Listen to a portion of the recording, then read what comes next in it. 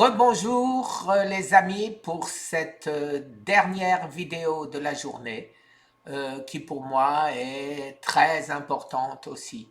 Vous savez que je serai à Paris le 24 janvier, que je vais rester à Paris jusqu'au 31 janvier et qu'après, je serai encore en Europe jusqu'au 26 février.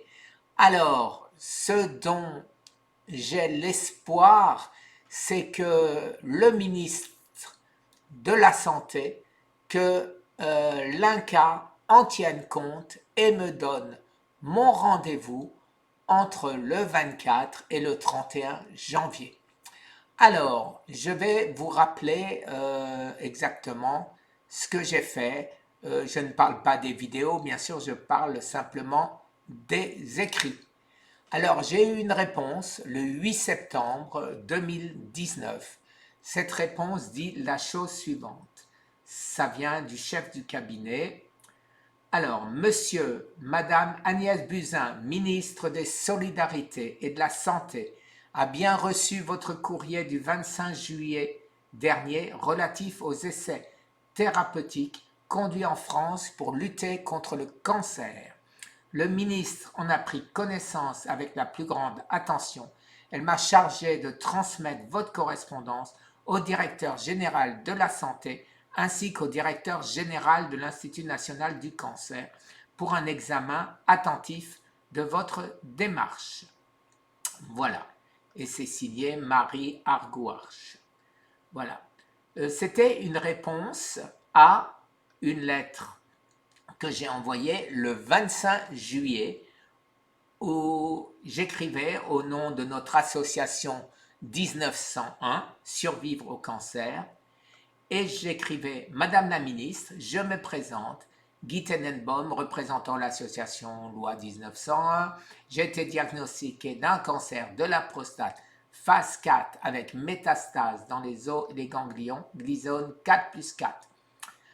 Mon cancer est incurable et les médecins me donnent un maximum d'1 an à vivre.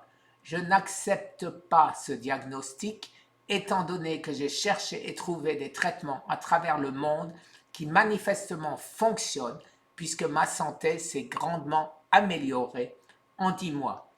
En effet, il ne me semble pas normal que des organismes officiels laissent mourir environ 200 000 Français chaque année sans essayer de les sauver.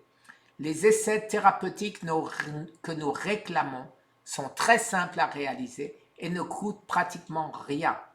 Il me semble que les seuls essais thérapeutiques qui sont effectués sont ceux qui peuvent être lucratifs. Votre mission est de sauver vos concitoyens.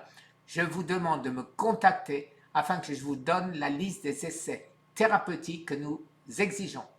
De plus, nous estimons que le traitement des malades du cancer dans la majorité des hôpitaux français est fait en dépit du bon sens. D'un côté, les hôpitaux essaient de les soigner avec chimiothérapie, radiothérapie, et de l'autre côté, ils sont empoisonnés à coups de glucose, d'hydrate de carbone à chaque repas. La décision de changer tout cela vous appartient et est extrêmement urgente. Je vous prie, etc. J'ai eu une réponse le 16 septembre 2019. Non, ça c'est moi qui écris, excusez-moi. Voilà.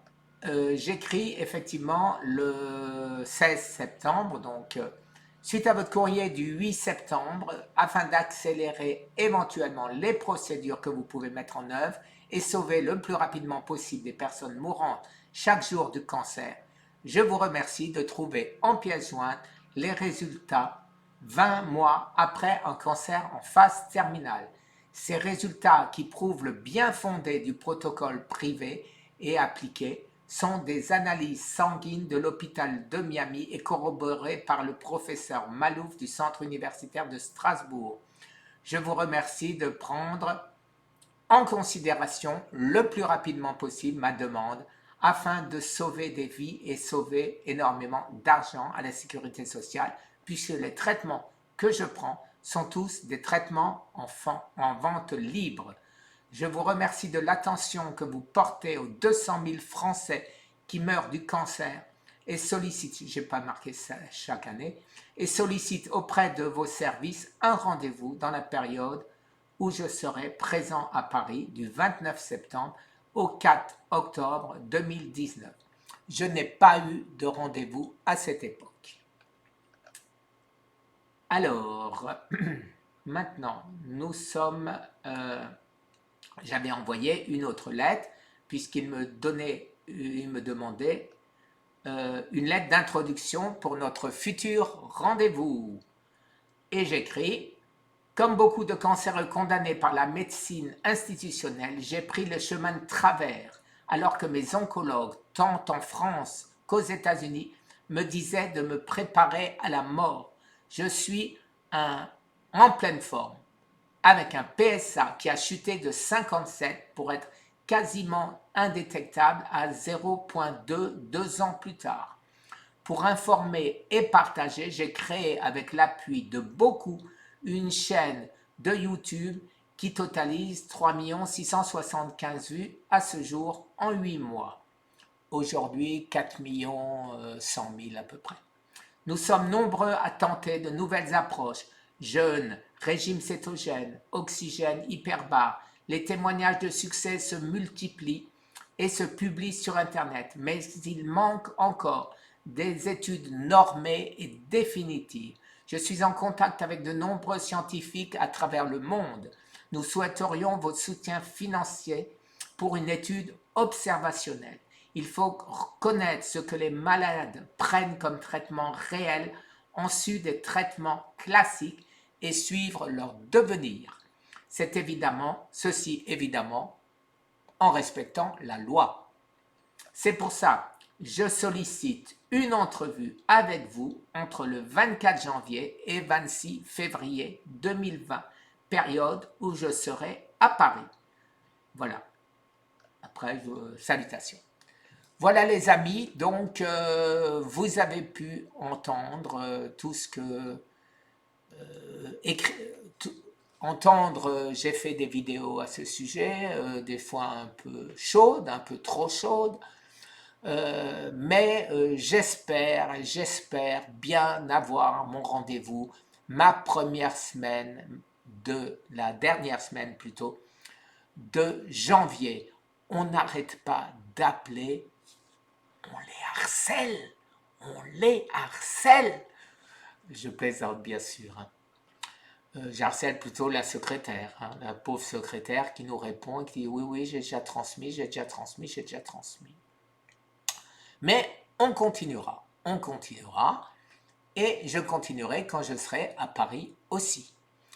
Alors, c'est pourquoi vous avez vu mes vidéos précédentes, si vous les avez vues, c'est pourquoi ceux qui utilisent, une fois de plus, des traitements qui ne sont pas traditionnels, qui ne sont pas chimio et radiothérapie, écrivez-moi, donnez-moi vos résultats, de manière à ce que quand je serai en face des gens concernés, que j'ai des tonnes de preuves, de réussite, de gens qui s'en sortent de cancers graves, de cancers très graves, de cancers mortels, des phases 4 à qui on a dit 3 mois, un autre 1 an, un autre 2 ans, mais qui sont encore là ou qui veulent être là. Alors tous, écrivez-moi avec une autre association pour le cancer, une autre association 1901, je ne peux pas tout faire, je suis devenu partenaire. Je suis devenu partenaire d'une autre association qui, elle, va s'occuper des malades et qui n'aura quasiment que ça à faire. Donc, vous aurez vos réponses, vous aurez ce que vous êtes en droit d'attendre. d'abord de nos associations, la mienne et l'autre association dont je vous parlerai plus tard, et vous aurez aussi l'aide des grands scientifiques à travers le monde, dont je vous parlerai plus tard. Mes vidéos prochaines seront pour vous faire découvrir aussi bien les Américains que les Français. Vous les connaissez, je l'ai déjà dit, mais vous les connaissez de loin, pas tous. Il y en a beaucoup, il y en a beaucoup. Et il y a la même chose en Allemagne, au Brésil, en Argentine. Je suis en train d'essayer de trouver les Chinois, mais sans parler le chinois, c'est un peu difficile. Les autres pays, le Japon, je vais essayer de recenser toutes les personnes, tous les scientifiques qui savent que le cancer est aussi une maladie métabolique et qu'on peut la soigner d'une autre méthode. Et de cette manière, j'espère que le Conseil de l'ordre arrêtera de faire une chasse aux sorcières, je pèse mes mots, une chasse aux sorcières, à tous les médecins qui veulent appliquer à leurs patients des traitements qui ne sont pas reconnus, mais qui sont efficaces. Alors, la seule manière d'arrêter cette chasse aux sorcières, c'est de faire reconnaître que le cancer est une maladie métabolique et que, comme aux États-Unis, un patient a le droit d'appliquer et de s'appliquer le traitement qu'il veut quand il est en phase terminale. Voilà les amis, je pense que la France pourrait se calquer là-dessus sur les États-Unis de manière à ce que ce qui est valable aux États-Unis soit valable non pas seulement en France, mais dans toute l'Europe. J'ai très bon espoir. Vous êtes nombreux à essayer de dire mais tu perds ton temps, tu perds, voilà, il y a trop d'argent. Non, je ne pense pas en aucun cas que le ministère de la Santé et que l'INCa soit vénal. Pas une seconde ça me vient à l'esprit. Ce sont des Français comme vous et moi qui ont été élus ou choisis pour aider d'autres Français. C'est leur devoir et c'est notre droit. Voilà les amis pour cette petite vidéo où chaque fois je m'enflamme, c'est mon cœur qui parle. C'est lamentable ce qui se passe aujourd'hui. Laissez mourir les gens. C'est lamentable. Merci. Au revoir les amis.